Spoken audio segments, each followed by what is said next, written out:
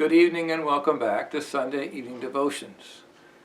We move on in our study of the Old Testament prophecies and promises that Matthew uses to prove that Jesus is the Messiah.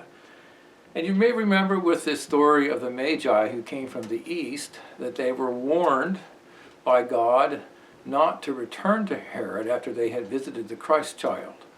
And so we hear the reading then in Matthew chapter 2. When Herod then saw that he had been tricked by the wise men, he became furious, and he sent and killed all the male children in Bethlehem and in all that region who were 2 years old or under, according to the time that he had ascertained from the wise men.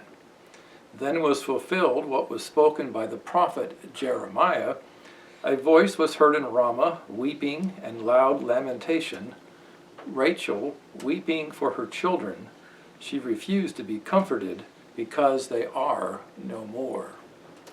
Now Matthew is referring to Jeremiah the prophet in chapter 31, where he speaks of the desolation and destruction of Ephraim. You may remember in your Old Testament history that Joseph had two sons, Ephraim and Manasseh, who became tribes. Joseph was one son of Rachel, Benjamin the other.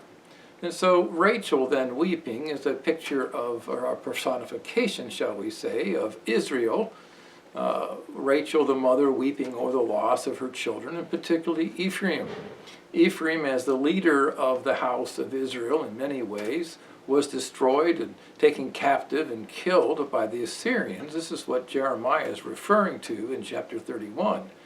There's also an oblique reference, I think, to Judges 20, where there was the civil war between the tribes of Israel and the younger brother tribe, Benjamin, when a great sin had occurred within their environs. And so the other tribes attacked Benjamin, but God was judging all of Israel because of the manifold sins.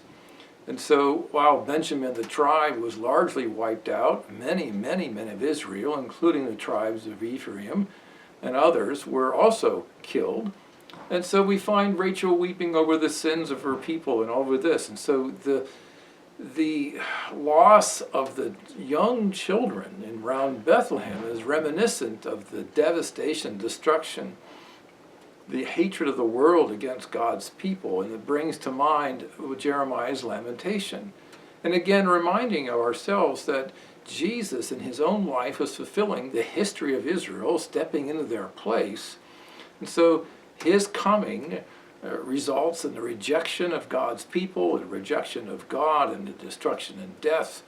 And so Matthew, I think rightly, looks and sees this weeping that was in the Old Testament as a prefiguring of the weeping that comes when Jesus comes and the anger of the world is expressed against God's people.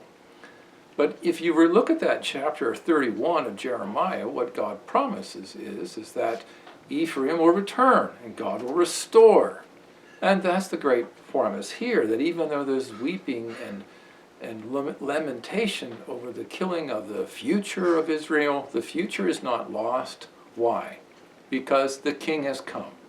Jesus has been born, and God has protected him, and he will accomplish the redemption for Israel and restore the fortunes of God's people, all those who put their faith in Christ. Well, that is good news. Good night.